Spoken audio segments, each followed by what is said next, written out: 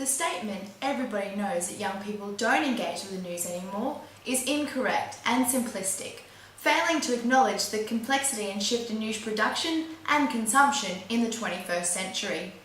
In their consumption of news, young people are rejecting traditional forms in favour of fresh formats that are more accessible, entertaining and relevant.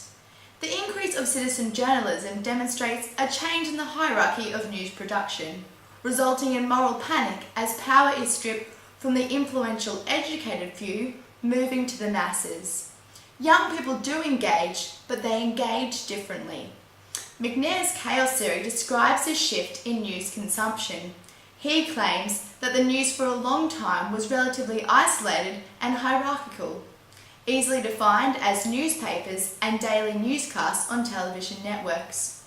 However, we are now living in a state of media chaos, with an exponential increase in the number of news media forms available for consumption.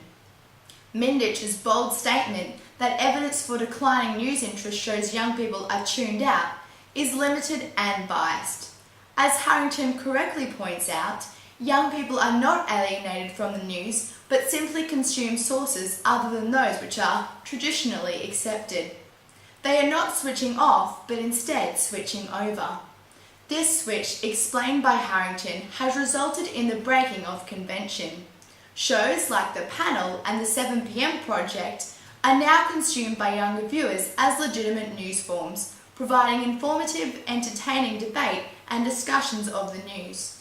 The Panel features a group of entertainers who discuss and joke about items in the news and current affairs, encouraging the audience to discuss and critically analyse the news.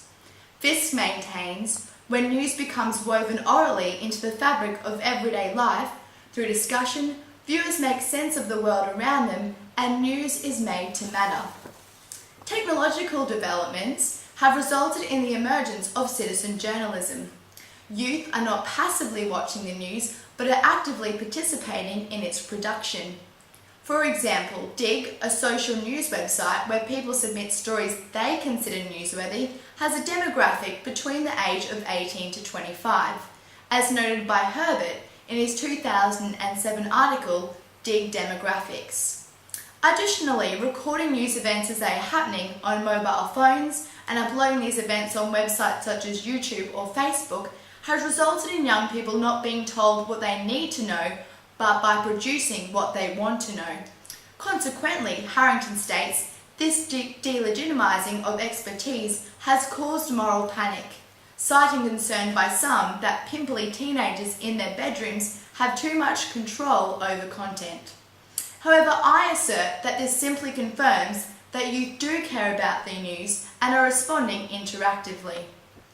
The shift of young people towards consumption of news sources other than those traditionally accepted, together with the increase in citizen journalism, has meant that young people are now producing their own news rather than passively taking it in, demonstrating a greater engagement and deeper analysis of their world.